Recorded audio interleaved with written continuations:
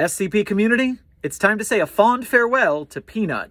The current news is SCP Wiki staff have started discussions and voting likely to end in the removal of SCP-173's image, the last in a long journey of making the SCP Wiki completely Creative Commons compliant. As a reminder, SCP-173 was the very first SCP.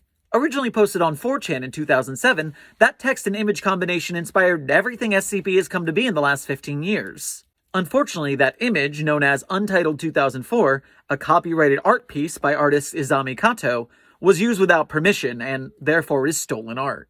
When this was just a couple people messing around in a forum, this wasn't a big deal. But as the community blew up, this became a massive legal issue. It's here that I, as well as Wiki staff, point out that Izami Kato has been a saint through this, and we very much appreciate that. Art theft at any level is frustrating, but when something you put your heart into is now seen by millions of people as a poopy statue that kills people, yeah, I wouldn't be too happy about it either. But after talking with then Wiki staff and seeing what the community had built around it, they begrudgingly said, okay, I don't really like it, but I'll let you use the image with limitations. And the big limitation is we can't monetize Untitled 2004. So the SCP-173 story can be monetized, but that picture in the statue cannot.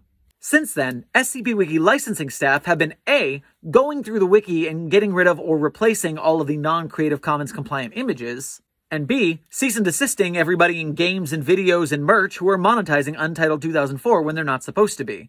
And the bigger the community gets, the more this becomes a problem, so honestly the photo should have come down a long time ago, but it's finally getting done. The original creator of SCP-173, Moto42, has given their blessing to taking down the photo, and also requested that we don't put a new one up there. Instead, like 999096 and many others, people will be able to imagine their own SCP-173 in the future. There are also talks on the wiki about having a community art gallery full of artists' reimaginings of SCP-173, even if there won't be a true canon one. More on that as it develops.